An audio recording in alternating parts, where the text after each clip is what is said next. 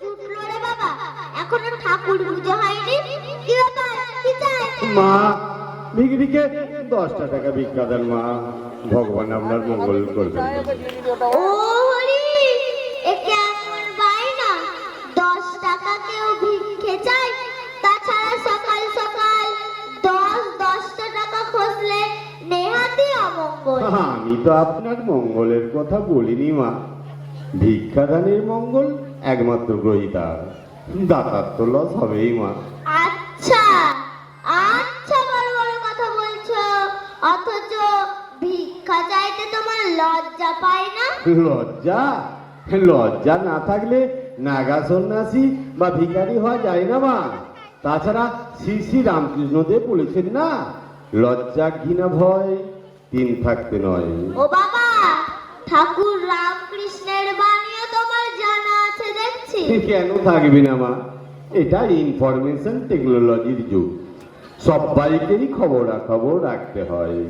ভিক্ষের লাইনে আছে বলেই কি মুখ্য থাকতে হবে মা? তাই বলে কি একেবারে 10টা টাকা ভিক্ষা চাইবে? কি করবো মা, যা ইমপ্রেশন, সংসার চালাতে এটাই লোয়েস্ট ডিনোমিনেশন, এছাড়া সংসার চলে না মা। বলো কি? দেখবেন সর্বত্র ভিখারিরা আজকাল 2 টাকা 5 টাকা রিফিউজ করছে। আমাদের হ্যাভ নট ইউনিয়ন রেট বেঁধে দিয়েছে মা, 10-এর কম নিলে আমাদের ইউনিয়ন মেম্বারশিপ কাটা যাবে। তাছাড়া মা, 10 টাকার কমে কি আর আমাদের প্রেস্টিজ থাকে? কি বলুন? ও তাই দেখছি। তা দেখো বাপু, আমিও ঠিক করেছি, ক্যাশে ভিক্ষা না দিয়ে কাইন্ডে দেব। কাইন্ডে? হ্যাঁ, কাইন্ডে বা কাইন্ডনেসে তেমন হলে কনসিডার করতে পারি। এই নাও 5 টাকা দিচ্ছি, যাও গিয়ে একটা নিয়মরের কেক কিনে খাওগে। আর কত কেক খাবো মা? মানে? আগে কিছুটা সস্তা হয় বলেই আপনার মতো কেউ কেউ কাইন্ডেই সারতে চান, কিন্তু মা সকাল থেকে 5-5টা কেক খাওয়া হয়ে গেছে, এবারে পেট ছেড়ে দেবে। ওমা, কি সর্বনাশ! ভরা পেটে ভিক্ষে!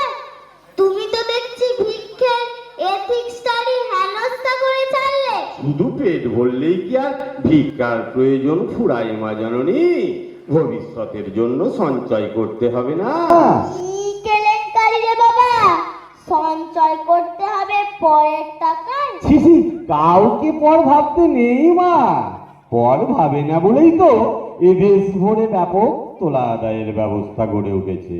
তাছাড়া শ্রী শ্রী মা তো বলেছেন, কেউ পর নয়, জগৎ তোমার। ওই বাবা, এমন জ্ঞান পাপী ভিখারি আমি জন্মে দেখিনি। মাগো, স্বয়ং কার্ল মার্কস বলেছেন, হ্যাভ নটদের উচিত হ্যাভদের কাছ থেকে ছিনিয়ে নেয়া। আমি তো বল প্রয়োগ করিনি মা, চেয়ে নিচ্ছি। আপনি রাগ করছেন কেন? রাগ করব না? রাগ করব না? এমন গাঁটটা গোট্টা চেহারা তোমার, চেয়ে খাবে কেন? কাজ করে উপার্জন করতে পারো না? কাজ করে রোজগার করার পর পশ্চিমবঙ্গ থেকে বহুদিন উঠে গেছে মা। সর্বত্র কর্মচারী ইউনিয়নগুলির দলমত নির্বিশেষে একটাই তো স্লোগান, আসি যাই বেতন পাই, কাজ করলেও উফরে যাই। শোনেননি মা জাননি?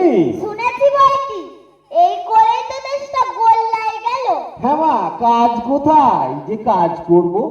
কাজ থাকলে বাংলায় এমন হাজারে হাজারে বেকার থাকতো মা জাননি? আচ্ছা, বিপদে পড়েছি রে বাবা, চাকরি করতে হবে কেন? স্বয়ং নির্ভর স্বরোজগারেরও তো উপায় আছে নাকি? হ্যাঁ আছে মা, আছে। তার পরিমাণ পুষ্পদের চেয়ে বেশি নয়। বস্তুত এই দেশ ভরে আত্মনির্ভর হওয়ার 2টো মাত্র উপায়, ডাকাতি অথবা ভিক্ষে। ডাকাতির মতো খতরনাক প্রফেশনে না গিয়ে নিরীহ ভিক্ষাবৃত্তি নিয়েছি, এটা কি কোনো অপরাধ হলো মা? ওহে ওহে, শোনো বাপু, তোমার সঙ্গে কথাই পারা যাবে না। আচ্ছা আচ্ছা, তুমি কি জীবনে কোনো কাজই করনি? কেন করবো না মা? ভিক্ষেই তো কোয়াইট নোবেল প্রফেশন, একটি হার্মলেস স্বনির্ভর প্রকল্প। আরে বাবা, আমি বলছি তুমি কি ভিক্ষা ছাড়া কোনো কাজই করোনি? মানে কোনো সোশ্যাল ওয়ার্ক জাতীয়? কেন মা, ভিক্ষেই তো একটি রেসপেক্টেবল সোশ্যাল ওয়ার্ক। কি বললে? হ্যাঁ কি বললে?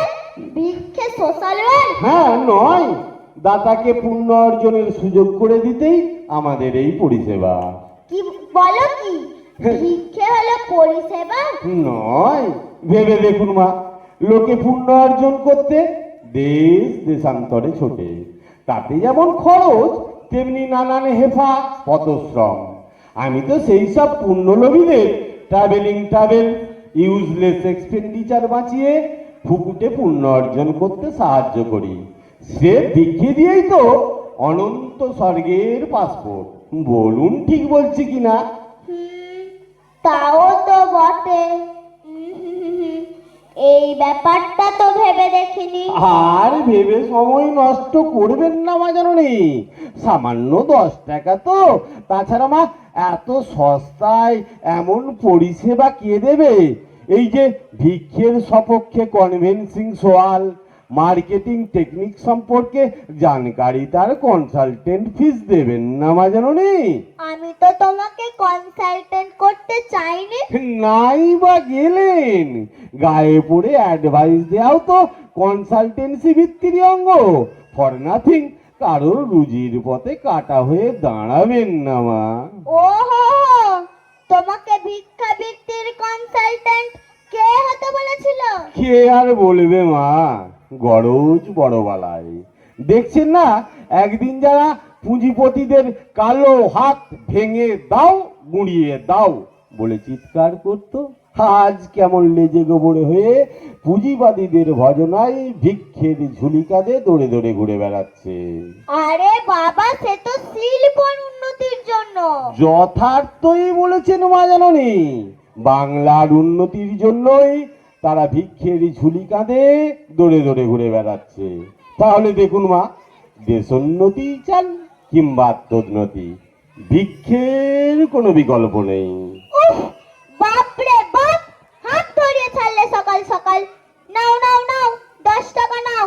ওটা ভিক্ষে বাবদ মা, কনসালটেন্সি বাবদ আরো 20 দিতে হবে। কি বললে? বেশ বেশ, তোমার হাত থেকে রেহাই পাওয়ার জন্য আরো 20 দিচ্ছি। সব শুদ্ধ 30 টাকা গোচ্ছা গেল সকাল সকাল।